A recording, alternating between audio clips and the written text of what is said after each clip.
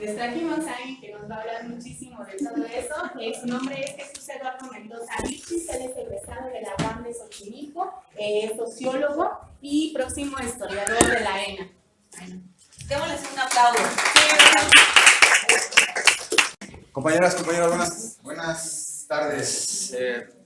Bueno, como ya dijo, mi nombre es Eduardo Mendoza, soy sociólogo, historiador, pronto historiador. Tengo cerca de 10 años trabajando el tema de la caricatura política. Con eso me gradué en la UAM Xochimilco con una tesis sobre la gráfica durante 1968. Y bueno, vamos a hablar un poquito, bueno, ni tan poquito en realidad, pero vamos a hablar sobre la relación que tiene la explosión gráfica con lo que han estado hablando las compañeras y los compañeros. Esta cuestión del milagro mexicano. ¿Podemos hacer un borrador? Sí, ahí está un Kleenex. Ok, el periodo es básico, como ya habían dicho las compañeras y los compañeros, porque los modelos económicos y políticos que van a desarrollar los gobiernos entre la década de los 40 y la década de los 70 van a permitir el empuje de muchas situaciones, digámoslo así, de progreso, entre comillas, ¿vale? De progreso. A este periodo lo vamos a llamar el desarrollo estabilizador, ¿sale? Ahorita veo por qué estoy hablando de esto.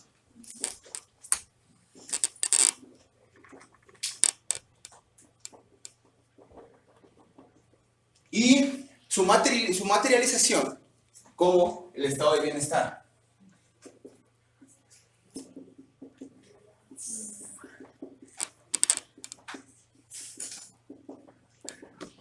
Vale.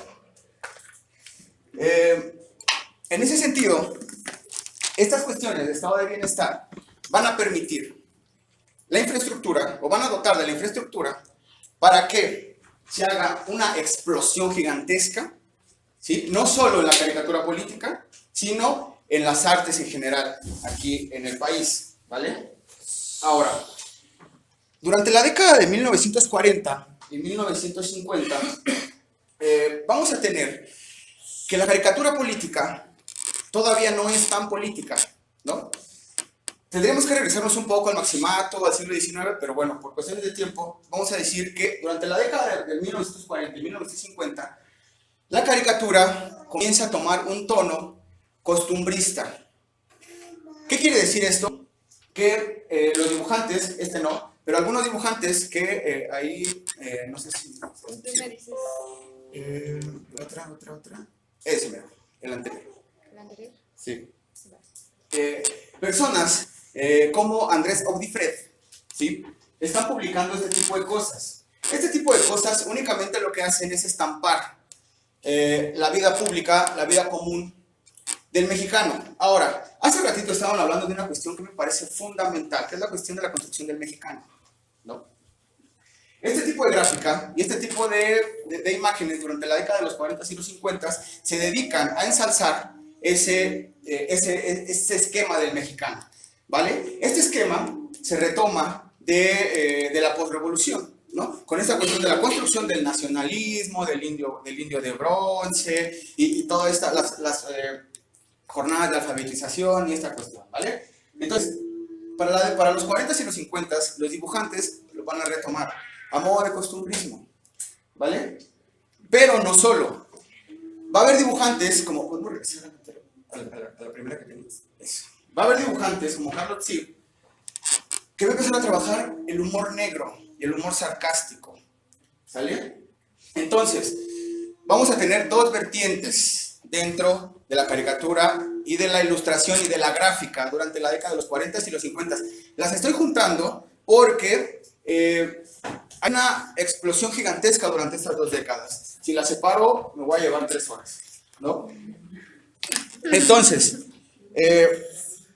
hay dos formas. Entonces, está el humor sarcástico y está el costumbrismo. Pero todavía no llegamos al humor político como tal.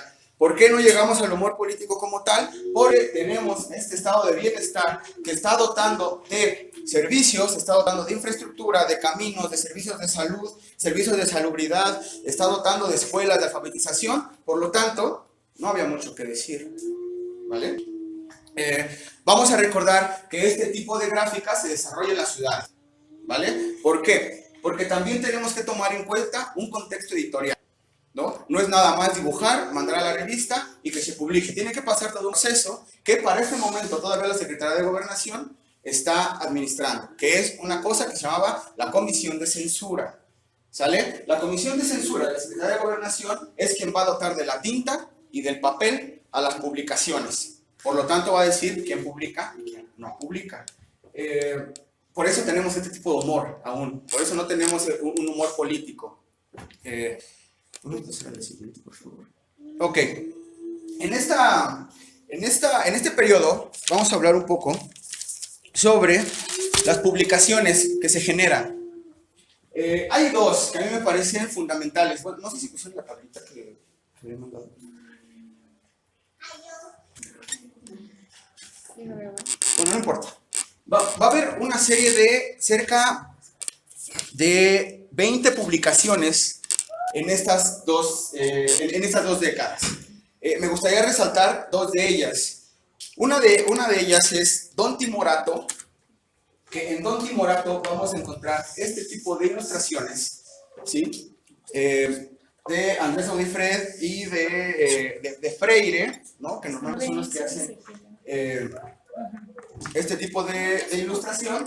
Y vamos a tener también una publicación que se funda en 1959, que es La Gallina, que es importante esta publicación porque la funda uno de los caricaturistas más importantes de este país de la segunda mitad del siglo pasado, que es Eduardo del Río, Ríos, ¿vale?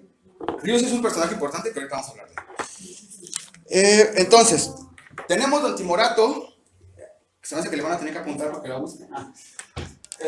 Don Timorato y La Gallina. Estas dos revistas se convierten en ejes fundamentales del humor gráfico durante la década de los 40. Quiero que estemos recordando y que nos estemos imaginando todos estos pasajes, ¿no? En relación con la exposición que acaba de dar los compañeros y los compañeros, ¿vale? En relación con un estado de bienestar y un modelo desarrollista, ¿sale? ¿Qué es lo que va a permitir que se genere este tipo de gráfica y la explosión artística? Llámese muralismo, llámese grabado, llámese pintas, vamos a hablar un poquito de eso. Para 1960, ¿podemos pasar? Oye, las gráficas no están en tu memoria. Sí, ahorita la ponemos. No, la siguiente. Bueno, este es un cartón de Freire. Como se pueden dar cuenta, la caricatura está en un nivel, digamos, de ensalce, por así decirlo, de exaltar figuras, no de criticar figuras, ¿no? De hecho, los primeros atisbos de caricatura política como tal en este periodo en el que estamos hablando va a ser a principios de los 60s, ¿no? Creo que es más que obvio por qué surgen los 60s y por qué hay un carácter crítico a partir de la década de los 60s, ¿no? Pero bueno, ese es Freire y todo su trabajo más o menos es así. Él es Agustín Lara, ¿no? Se dibuja a María Félix, a ese tipo de personajes, ¿no? Ensalzar la mexicaneidad, ensalzar el nacionalismo. Todos somos mexicanos, todos somos parte de los tres caballeros, ¿vale?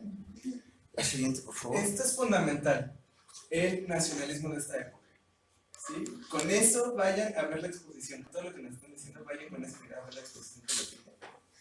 Bueno, una portada de Don Timorato, ¿no? Esta es una de las portadas. Y bueno, ustedes ven que no hay mayor asunto de crítico. Don Timorato es este personaje de aquí. Normalmente las revistas incluyen personajes, es decir, crean un personaje para que sea quien dirija toda la narrativa de la revista, ¿no? Recordemos en el siglo XIX el padre Cobos, que era quien iba narrando, iba dirigiendo la narrativa de la revista. Esta también, y este señor es Don Timorato, que también va dirigiendo. Es algo curioso y es algo padre que utilizan las revistas de humor, ¿no? Generar personajes para guiar la retórica y la narrativa propia. Podemos pasar a la siguiente. Otro cartón de Cantil, igual, humor negro, humor sarcástico, pero todavía no aparecen políticos, ¿vale? Podemos pasar. Ok, esa. Sí, el porqué está bien. Ok. Década de los 60, ¿no? Entre 1950 y 1960. Es la explosión total, ¿no? Aquí vamos a ver que, sacando el factor 1968, se van a fundar dos de las revistas más importantes que ha habido en la segunda mitad del siglo pasado. Una de ellas es Los Agachados, en el 68, y la otra son Los Supermachos, ambas de Rius. Aquí quiero hacer un pequeño paréntesis para hablar un poco de cómo se está generando la cuestión de la alfabetización, ¿no? Ya estamos en los 60, estamos en la etapa final del milagro mexicano, pero estamos en una etapa consolidadora de este modelo de desarrollo estabilizador. Entonces, la alfabetización, ¿no? Sobre todo para Díaz Ordaz, paradójicamente, ¿no? Va a ser muy, muy importante, ¿no? Incluso es Díaz Ordaz quien introduce la alfabetización a través de la televisión, ¿no? Es con Díaz Ordaz donde se crean las telesecundarias, ¿no? Es con Díaz Ordaz donde se separa la educación tecnológica e industrial, ¿no? De la educación tradicional, digamos, del aula, ¿no? Entonces, estas revistas, Los Supermachos y Los Agachados, se van a convertir en alfabetizadores de la población, ¿sale? Para creo que cuesta unos 60, incluso con 60 centavos, dice aquí.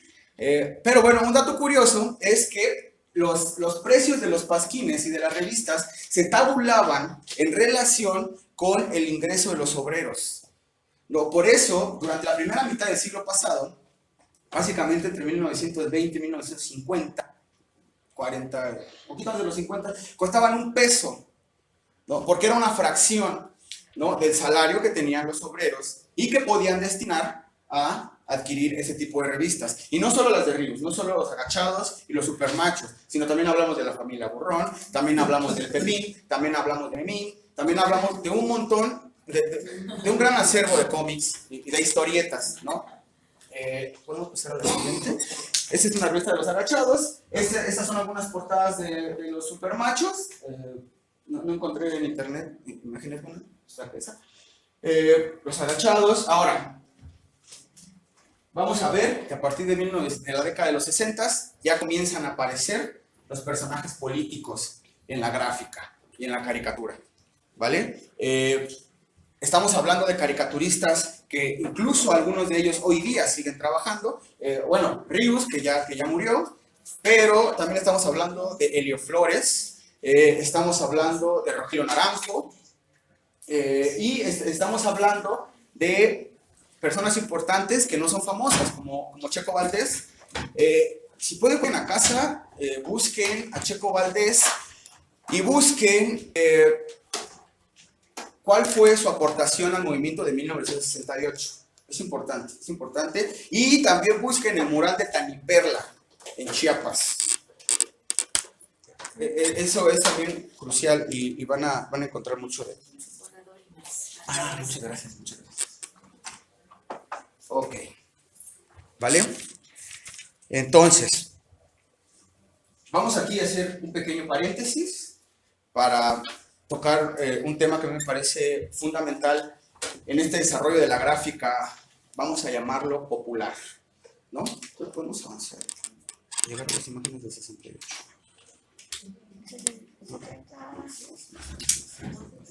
Esas. Ok. Tenemos que hacer un corte aquí para hablar de 1968. ¿Qué está ocurriendo? ¿Cómo se gestan los discursos durante el 68? ¿Cómo se transmiten los discursos? ¿Qué está pidiendo la gente? ¿Qué están pidiendo los estudiantes? ¿Solo son los estudiantes los que se están organizando? ¿Solo son los estudiantes los que están saliendo a las calles? En realidad, no. Como había dicho Alejandra, ¿no? Se retoman muchas de las consignas de los ferrocarrileros, de los médicos, de los mineros, de las telefonistas, para concretar un discurso, ¿vale? ¿Qué pedían los estudiantes? Además de los 6 puntos del pliego petitorio del CGH, ¿no? Que incluía la desaparición del cuerpo de granaderos, la destitución de los jefes de policía, la liberación de los presos políticos, la indemnización y estas cuestiones, la demanda principal no era el pliego petitorio. Recordemos que estamos en el 68 y que en todo el mundo hay una serie de alzamientos y levantamientos, ¿no? Sobre todo de jóvenes, ¿no? ¿Qué querían los jóvenes en ese momento? Querían oportunidades de incluirse en la vida política y en la vida pública y cultural del país. Eso era.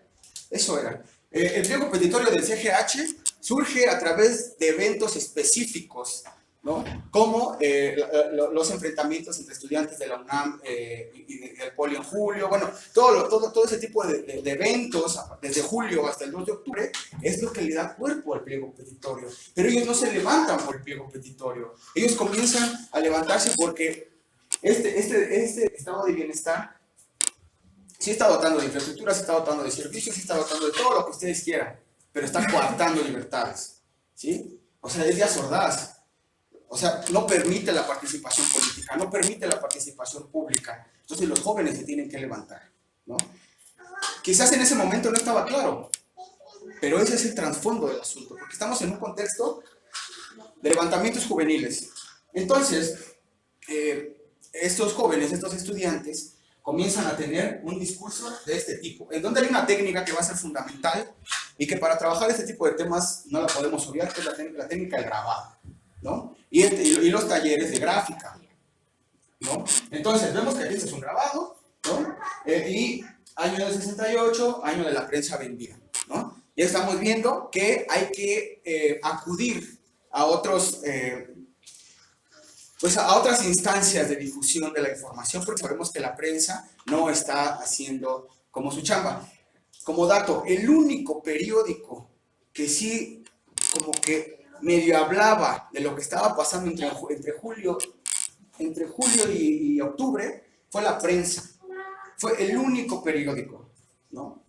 Vamos a tener un caso ahorita especial del Excelsior, y ahorita es un tema muy interesante, pero era el único periódico. Entonces hubo la necesidad de transmitir los discursos de otra manera, y por eso los grabados. Entonces ustedes saben que te avientas el linóleo, lo imprimes y puedes hacer miles y lo pegas por todos lados, ¿no? Entonces, bueno, pasar a la que sigue, por favor. Estos eran los discursos que se estaban generando. Aquí ya está más identificado el pliego petitorio, la desaparición de los cuerpos de granaderos. Estos no son granaderos, son militares, que tienen su primera incursión en el movimiento, en el caso a la prepa cerista, San Ildefonso. Pero bueno, se identifica también a las Olimpiadas como un proceso represor, ¿no? Se identifica a las Olimpiadas como un proceso prácticamente como hasta entreguista, ¿no? O sea, así se estaba valorando, como que entregar al país por medio de las Olimpiadas. Y así pasa con todos los países que tienen eventos de este tipo, pues más bien es como atorarlos un rato, ¿no? Como que, con que estás creciendo, ahí te va un mundial, ¿no? Con que estás creciendo, ahí te van las Olimpiadas, ¿no? Y eso, pues tienes que pedir prestado, tienes que endeudarte, tienes que hacer tal y tal y tal y tal, y pues el Fondo Monetario Internacional, feliz, ¿no? Feliz, ¿no? Entonces podemos pasar a la que sigue. Estas son gráfica, es el discurso que se está generando. Es un nuevo trabajo gráfico, ¿no? Es un trabajo gráfico popular que se está haciendo dentro de las escuelas y en talleres clandestinos. Podemos pasar a la siguiente. Esta también en relación con las Olimpiadas, ¿no? Lo que las Olimpiadas representó para los jóvenes en ese momento, ¿no? Pasa lo que sigue. ¿Recuerdan a Checo Valdés? Sí. Él creó esta imagen, ¿no? Es icónica. Es icónica. Pero bueno, todavía tiene la tarea de Tanica. Él crea esta imagen que es icónica, ¿no? Checo Valdés desaparece unos años y aparece preso en Chiapas, ¿no? Porque es compadre zapatista, y entonces aparece preso allá en el municipio de Chiapas y Ribus tiene que ir a sacar, ¿no? Ok, seguimos. Esta es la tendencia que se está sacando. Ahora, de aquí, de este tipo de gráfica en adelante, esto va a ser una tendencia, ¿no? Va a ser tendencia en los movimientos estudiantiles, ¿no? Y también va a influir demasiado en los movimientos sindicales, ¿no? Esto no es nada más digamos, carteles de propaganda, ¿no? Estos se convierten en discursos que después van a ser retomados, porque recordemos que la gráfica es un discurso, ¿no? La forma en cómo construimos una composición gráfica es un discurso, aunque no tenga palabras, ¿no? Entonces, estos materiales se van a retomar por los sindicatos, se van a retomar por otros movimientos que van a mejorar su gráfica. Y si lo digo así, lo van a mejorar, era horrible, ¿no? O sea, los carteles de los sindicatos pues eran como sosos, como nada más te invitamos y listo, letras y letras. Y no, se van a empezar a retomar este tipo de cosas. Por eso es importante el 68. Creo que ya es la última. Bueno, podemos revisar entonces. Ajá. Ahí, esa. ¿Alguien conoce esto que estamos viendo? ¿Alguien lo ha visto alguna otra vez? ¿No? Sí. ¿Nadie? Sí, pero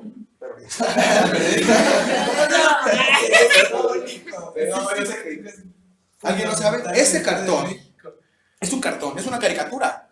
Esto es una caricatura, se llama ¿Por qué? Y es de un personaje que también es icónico dentro de la gráfica de esta época, que es del señor Abel Quesada.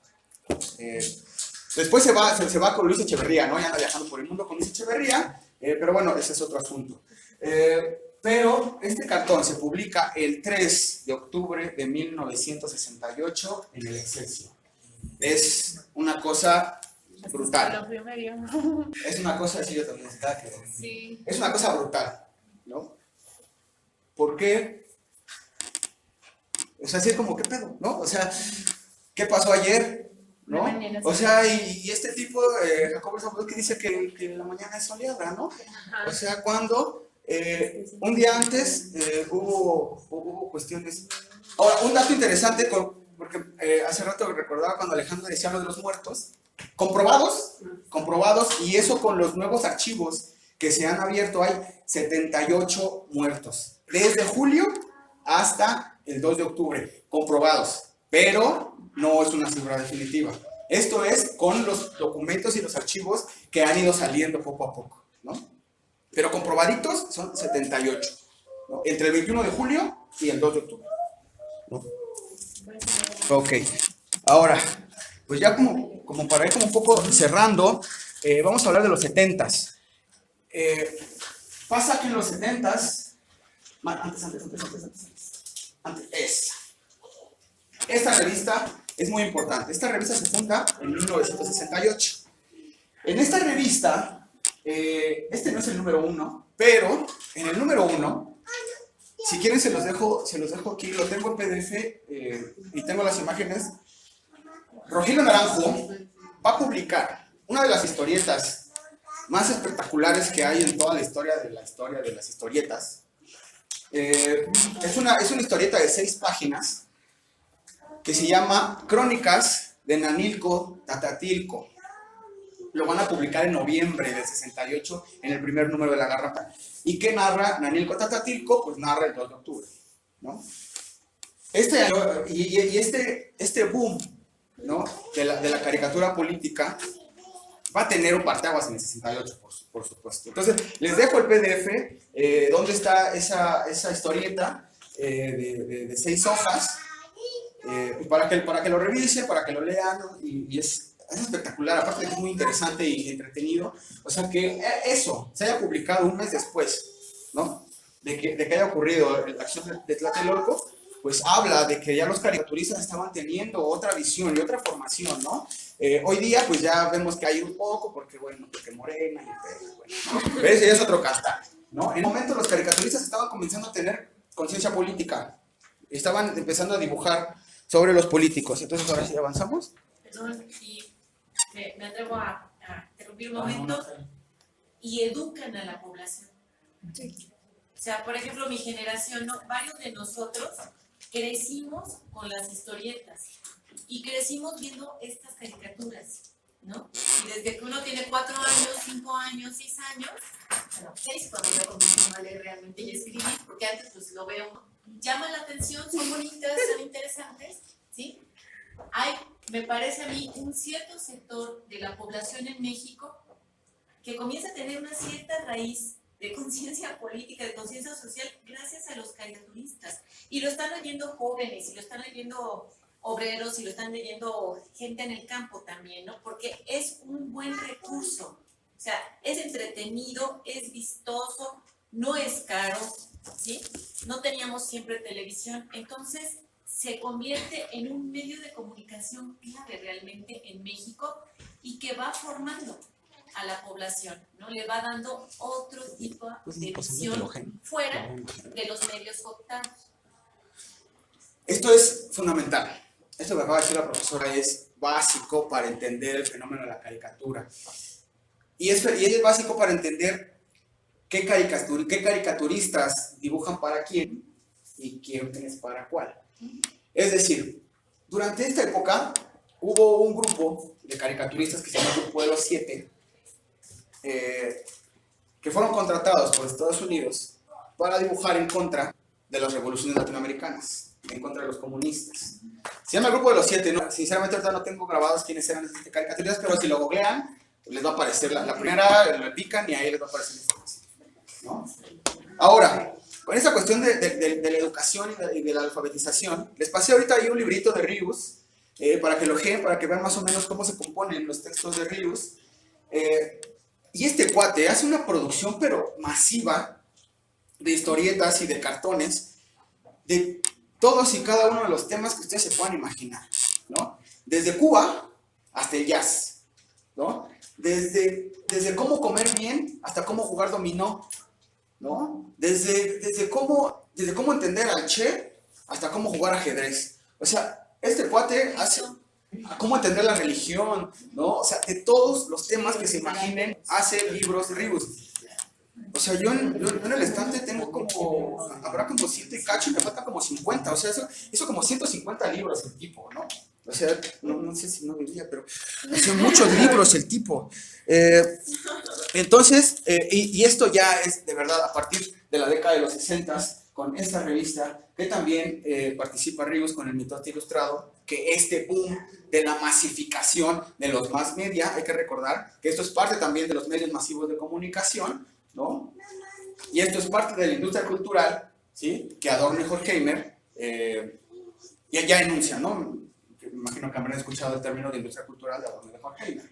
Se inserta ahí porque también es masivo. Ojo, no es masivo en el sentido de que llega a todo el país, es masivo en el sentido de su difusión, porque también hay que entender quiénes eran los lectores de este momento, ¿no? Quiénes estaban leyendo, a quiénes llegaba este material, ¿no? Obviamente llegaba los más baratos a los obreros, pero los más baratos no tenían contenido político, ¿no? Este tipo de publicaciones, la verdad, estaban llegando a las clases medias, ¿no? Entonces eran las clases medias las que se estaban politizando a través de estos materiales. Las clases bajas estaban politizando a través de los fregadazos, ¿no? A través de los movimientos, a través de las huelgas, a través de tal y tal y tal. La clase media se estaba politizando a través de un trabajo intelectual, ya sea gráfico o ya sea literario, ¿no?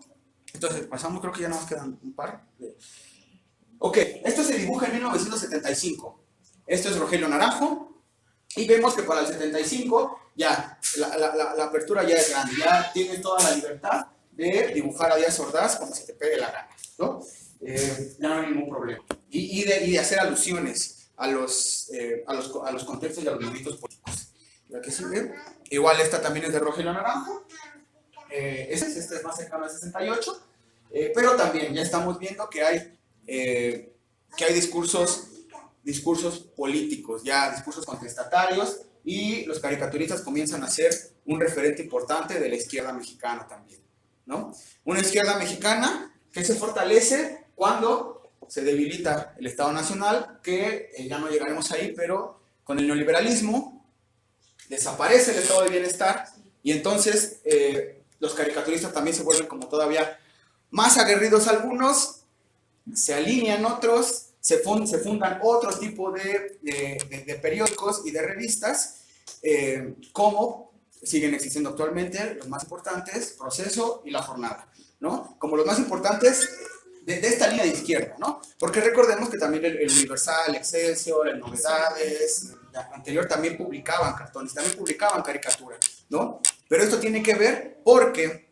el estado de bienestar, el estado benefactor y sobre todo las políticas desarrollistas van a permitir que toda esta industria, porque también se convierte en una industria, se desarrolle, ¿no? ¿no? Van a brindar infraestructura, van a brindar el papel, las tintas, para que esto se desarrolle. Y va a haber un doble juego también ahí, ya para cerrar, como para concluir, va a haber un doble juego. Si bien va a haber, los caricaturistas un poco van a ser contestatarios, pero también van a tener buenas relaciones con el gobierno, ¿no? Eso también es importante. No en vano les digo que Abel Quesada se fue a viajar por el mundo con los sportivos. Y entonces, bueno, este es un poco lo que quería yo platicarles acerca de la ilustración, la gráfica durante el periodo. Hay otros modelos de gráfica. Está el muralismo, que también es muy importante, es básico, ¿no? Están los grabados que se difunden en volantes, que se pegan en paredes, están las pintas, ¿no? Es un boom, ¿no? Y esto se acompaña, no solo pasa en México, esto es parte de algo que se llamó el boom latinoamericano, ¿no? El boom latinoamericano, en donde revoluciona la literatura, la arquitectura, el arte, la música, ¿no? Aquí en México hubo un bastión de música muy importante durante la década de los 60, ¿no? El rock and roll. Entonces, todo esto es parte de eso, y todo esto es parte del desarrollo de los estados de bienestar y de los estados benefactores en el periodo. Y yo aquí la dejaría, si tienen alguna duda, con toda confianza. ¿Alguien tiene alguna duda Que para le el quieran compañero? cualquier cosa. Aprovechen. Sugerencias, quejas, comentarios. Si no, les vamos a poner un audio más y con eso pues ya estaríamos cerrando. Y ahorita el compañero Sommer le va a terminar con una pregunta muy sencilla. Pero ya.